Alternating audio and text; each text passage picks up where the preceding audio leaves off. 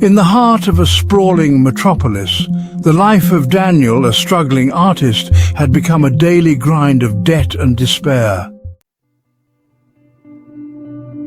When an enigmatic invitation arrived at his doorstep promising a life-changing fortune, he hesitated but ultimately couldn't resist the lure. The letter was simple, adorned with a crimson emblem, and directed him to an abandoned amusement park on the outskirts of the city. Daniel arrived just as twilight began to cloak the park in shadows.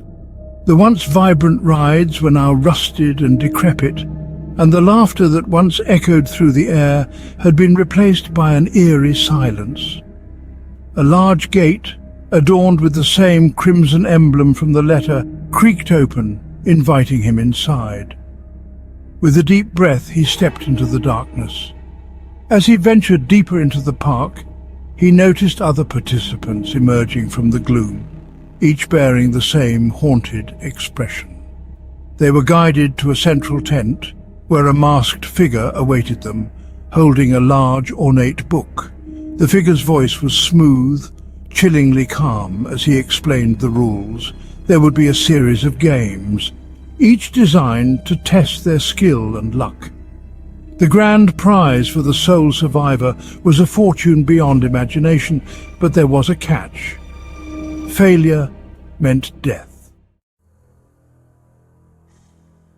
The first game was a twisted take on the classic carousel. Participants were led to a dilapidated merry-go-round that seemed frozen in time.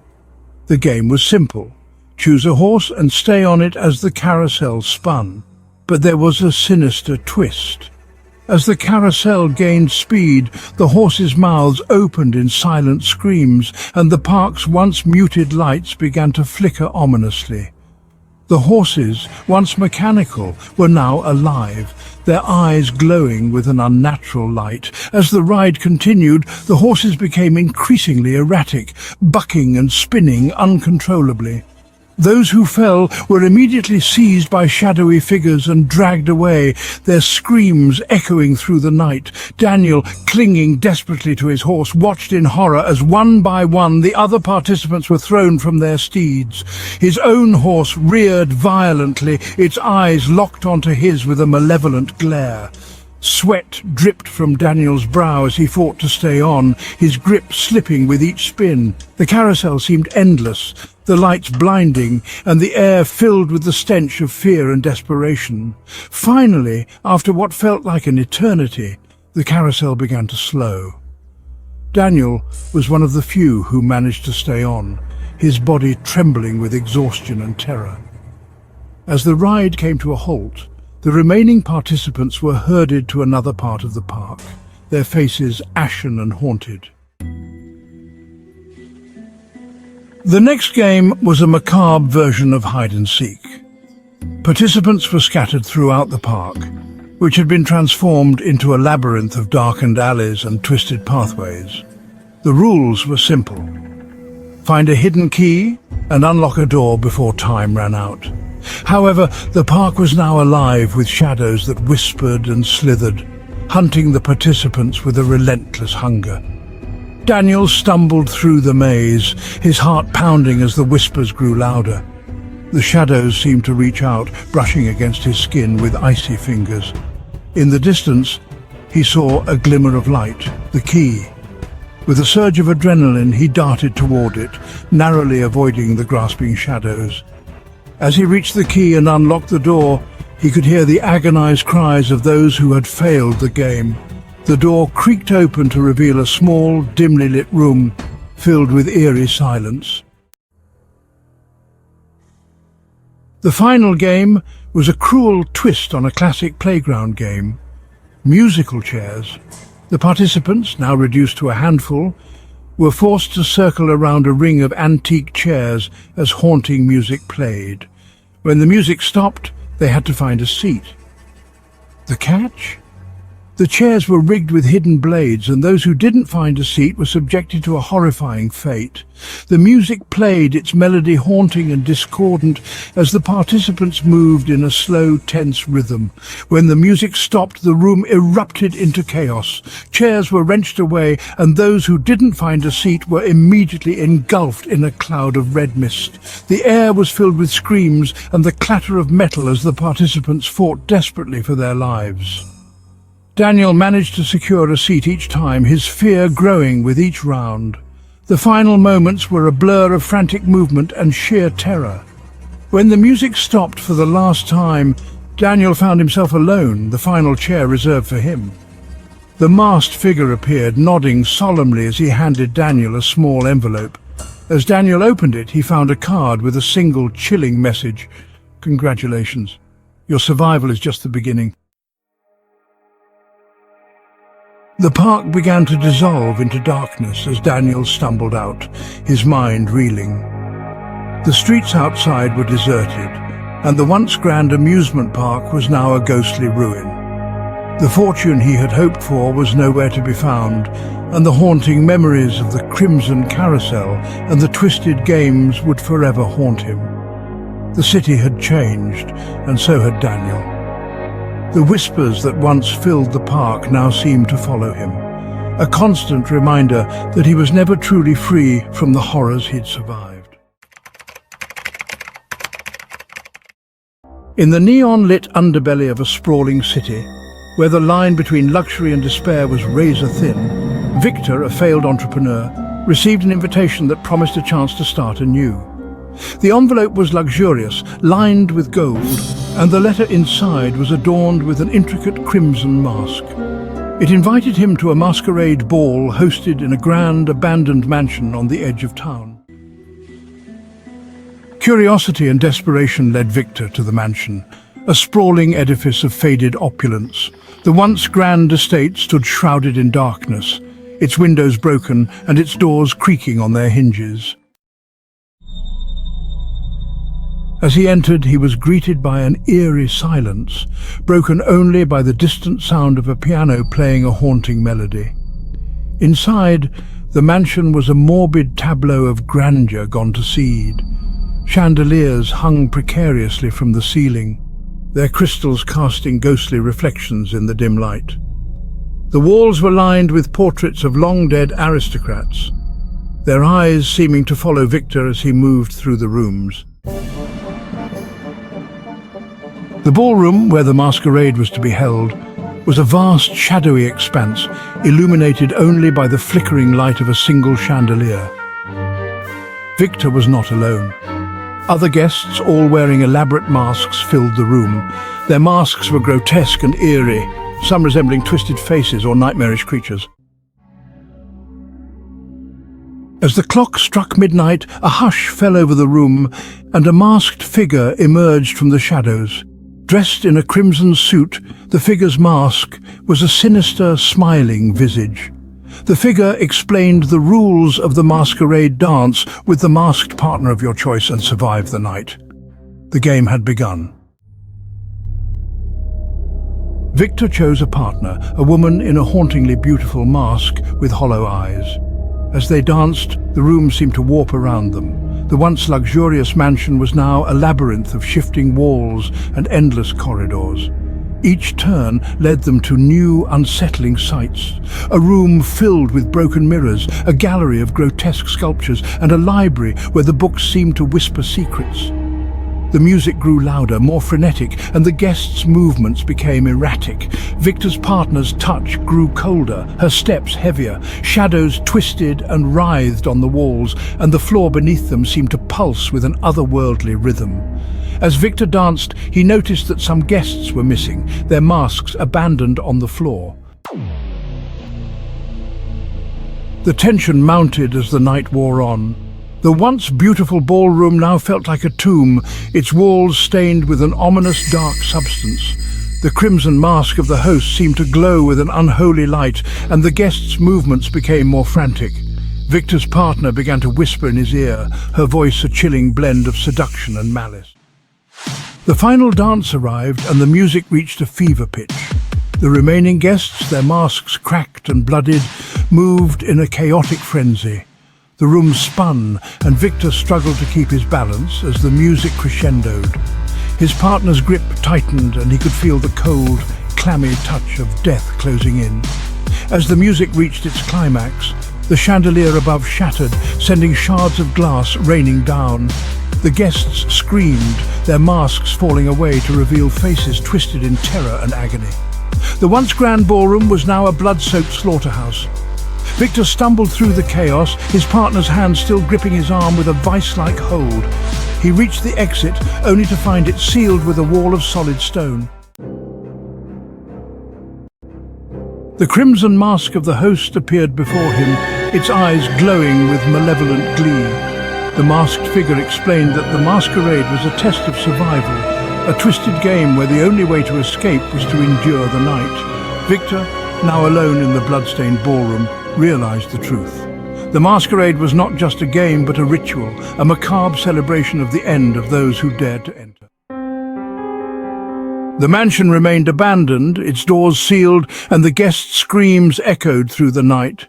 Victor's fate was sealed, and the masquerade continued its dark tradition, welcoming new souls to dance with death. In the heart of a bustling metropolis, where the glitz and glamour of high society masked a darker underbelly, Claire, a debt-ridden artist, received an invitation to an exclusive auction. The letter promised an opportunity to bid on rare and valuable items, but it came with a cryptic warning. Only those who can endure the night will leave with a prize. Curiosity and desperation led Claire to a grand secluded estate on the outskirts of the city. The mansion was a relic of opulence, with its towering columns and sprawling gardens now shrouded in darkness. As Claire approached, she noticed a crowd of guests, all dressed in elegant evening attire, gathered outside. They all seemed nervous, their eyes flickering with a mix of anticipation and dread. Inside the mansion was a labyrinth of luxury. Crystal chandeliers cast a dim, flickering light over the room, and the walls were adorned with exquisite artwork and priceless antiques. At the center of the room stood an auctioneer, a gaunt figure dressed in black with a face concealed by a silver mask. The auction began with a series of ordinary items, jewels, paintings, and antique furniture. But as the night wore on, the items grew more bizarre and unsettling. One lot was a portrait of a family with eyes that seemed to follow the guests around the room. Another was a book bound in human skin, its pages filled with cryptic symbols. The bidding became increasingly frenzied as the items grew more grotesque. When the auctioneer announced the final lot, Claire's heart raced. The item was a sealed box, its surface engraved with intricate patterns. The auctioneer's voice was cold and hollow as he explained that the box contained a prize of unimaginable value. The catch? The winner would have to endure one final, deadly challenge. Claire, driven by a mix of fear and hope, placed a bid. The room fell silent as the bidding war intensified, and she found herself locked in a desperate struggle with the other guests. Finally, with a trembling hand, she made the winning bid. The box was presented to her with a flourish, and the guests were instructed to follow the auctioneer to a hidden chamber in the mansion. The room was stark and sterile, with a single chair in the center and a series of ominous-looking contraptions lining the walls. The box was placed on a pedestal in front of the chair, and the auctioneer's mask gleamed ominously. Claire was instructed to open the box. Her hands shook as she lifted the lid, revealing a single blood-stained note inside. The note read, "To claim your prize, you must survive the night." As Claire read the note, the room's lights flickered and went out, plunging her into darkness. The contraptions around her began to hum and whir, and she could hear faint, ghostly whispers echoing through the chamber. The temperature dropped and an icy chill filled the room. Claire's heart pounded as she realized the true nature of the challenge. The contraptions began to activate, their movements slow and deliberate. Some were mechanical, with sharp blades and pincers, while others seemed to be alive, writhing and shifting in the darkness. Claire had to navigate the room, avoiding the deadly traps while searching for an exit. Time seemed to stretch endlessly as Claire maneuvered through the chamber, her movements guided by instinct and sheer will. The whispers grew louder, forming a chorus of taunts and threats. Shadows danced on the walls, and the floor seemed to shift beneath her feet. Every misstep brought her closer to the deadly contraptions that lurked in the darkness. As the night wore on, Claire's strength began to wane. Her breath came in ragged gasps and her vision blurred with exhaustion. The final trap, a massive contraption with a spinning blade, loomed before her. She had to navigate through a narrow gap, barely wide enough for her to pass. With a surge of adrenaline, Claire squeezed through the gap, narrowly avoiding the spinning blade. The room's lights flickered back on, and the auctioneer appeared, his mask still gleaming with cold satisfaction. Claire was exhausted but relieved. She had survived the night. The auctioneer handed her a small, ornate key and a final note. "Congratulations. Your prize is the truth you have sought." Claire left the mansion, the key and the note clutched in her hand. The city outside seemed unchanged, but she knew she would never be the same. The auction had been more than a game. It had been a test of survival, a twisted trial designed to reveal the true nature of its participants. The mansion remained a haunted relic, its secrets buried in the shadows. Claire's experience was a grim reminder that some auctions come with a price far greater than anyone could imagine. In a city known for its opulence and hidden secrets, Michael, a struggling writer, received a mysterious invitation to an exclusive art gallery event.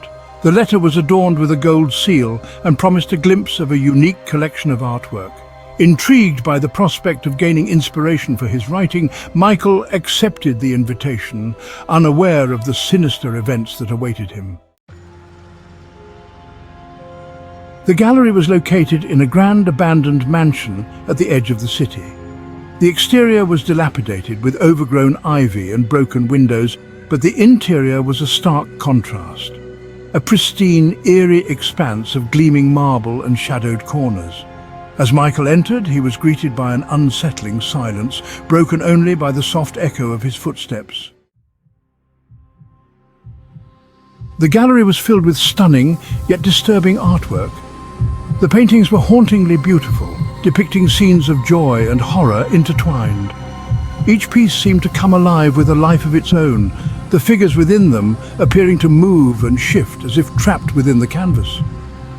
The gallery's atmosphere was heavy with an unsettling energy. As the evening progressed, Michael noticed that the guests, all elegantly dressed, moved through the gallery in a trance-like state, their eyes fixed on the paintings. The air was filled with a low, murmuring hum, as if the paintings themselves were whispering secrets to those who dared to look. One painting in particular drew Michael's attention. It was a large, ornate piece depicting a grand ballroom filled with masked figures. The scene was eerily vivid, with the figure's eyes seemingly following him as he moved. The longer he stared, the more he felt a sense of unease, as if the painting were reaching out to him. The gallery's lights dimmed, and a chilling announcement echoed through the room. "Welcome to the Whispering Gallery. The art you see here is more than mere decoration. It is a reflection of your deepest fears. Survive the night, and you shall be rewarded." A cold shiver ran down Michael's spine as the whispers grew louder. The paintings seemed to come alive, their colors swirling and shifting. The guests began to move erratically, their faces twisted with fear and confusion. The gallery's once beautiful corridors became a maze of darkened hallways and shifting shadows. Michael tried to navigate through the gallery, but the walls seemed to close in on him, the paintings whispering dreadful secrets that gnawed at his sanity. The whispers grew more insistent, becoming a cacophony of voices that seemed to claw at his mind. He felt as if he were being watched, his every move scrutinized by unseen eyes. As he ventured deeper into the gallery, Michael encountered rooms filled with grotesque and nightmarish art. One room was filled with distorted, nightmarish sculptures that seemed to reach out with twisted limbs. Another held mirrors that reflected not just his image, but dark, distorted versions of himself. Each room was a test of his resolve, a trial designed to unravel his mind. Michael's fear mounted as he realized the gallery was not just a place of art, but a twisted game of survival. The paintings seemed to feed off his terror, their whispers growing louder and more menacing. He saw visions of his own darkest fears, haunting figures from his past and grotesque, monstrous apparitions. In the midst of the chaos, Michael stumbled upon a hidden door behind one of the paintings. With a surge of hope, he pushed it open, revealing a dimly lit room with a single ornate chest in the center. The whispers grew faint as he approached the chest, his heart pounding with a mix of fear and anticipation. The chest was locked with a complex mechanism, and Michael had to solve a series of chilling puzzles to open it. Each puzzle seemed to reflect his deepest fears, challenging him to confront his darkest memories and anxieties. Sweat poured from his brow as he worked through the intricate locks, his hands trembling with terror. Finally, with a final click, the chest opened, revealing a single, ornate book. The cover was adorned with strange symbols and an inscription that read, "The truth lies within." As Michael opened the book, he was met with a series of cryptic messages and eerie illustrations that seemed to depict the gallery's dark history. The gallery's lights flickered back on, and the guests who had survived the night emerged from their trance. Michael's mind was reeling, and he felt a deep sense of relief as he exited the gallery, the book clutched tightly in his hands. The Whispering Gallery remained an enigma, its secrets buried within its haunted walls. Michael's experience was a grim reminder that some places hold dark, unspeakable truths, and that art can be a reflection of not just beauty, but of the deepest fears and horrors that lie within us all. In a world where technology and entertainment often cross the line into obsession, Evelyn, a brilliant but reclusive game developer, received a mysterious invitation to test a groundbreaking virtual reality game. The letter was sleek and modern, promising an immersive experience like no other, and urged her to participate for a chance to win a substantial cash prize. With her career on the line and curiosity piqued, Evelyn accepted the invitation. The location was a state-of-the-art facility on the outskirts of town. The building was sleek and futuristic, its exterior a stark contrast to the decaying neighborhood surrounding it. Inside, the facility was pristine, with high-tech equipment and a minimalist design that spoke of cutting-edge technology. Evelyn was greeted by a team of technicians who briefed her on the game. It was called The Last Game, a fully immersive VR experience that promised to push the boundaries of reality and virtuality. The game's objective was simple: survive the night and escape the virtual world. Evelyn, eager to prove her skills and win the prize, agreed to participate. She was fitted with a high-tech VR headset and entered a sleek, futuristic chamber designed to look like a luxurious mansion. The setting was elegant but strangely empty, with echoing silence that felt unnerving. As the game began, Evelyn found herself in the center of a lavishly decorated room, with the game's rules displayed on a holographic screen. The objective was to navigate through various challenges and escape before sunrise. At first, the game seemed straightforward. Evelyn explored the mansion, encountering puzzles and challenges that tested her wits and reflexes. The mansion was filled with hidden rooms, secret passages, and bizarre, otherworldly decor. However, as the night progressed, Evelyn began to notice unsettling changes. The mansion's once elegant design became increasingly twisted and nightmarish. The walls seemed to pulse and shift, and shadows danced in the corners of her vision. The game's challenges grew more sinister and surreal, One room was a grotesque mockery of a dining hall with rotting food and decaying carcasses. Another was a ballroom where the music played a haunting, discordant melody, and the figures in the paintings seemed to move and whisper. As Evelyn progressed, the game took a darker turn. She began to encounter strange, ghostly figures, distorted, spectral versions of herself, whispering dark secrets and threats. The mansion seemed alive, with shifting corridors and rooms that distorted reality. The line between the virtual and the real began to blur, and Evelyn's sense of time and space became disoriented. Desperation set in as Evelyn realized that the game was not just a test of skill, but a twisted psychological experiment. The challenges were designed to exploit her deepest fears and anxieties, pushing her to the brink of madness. Each time she failed a challenge, she was thrust into a more nightmarish version of the mansion, her torment escalating.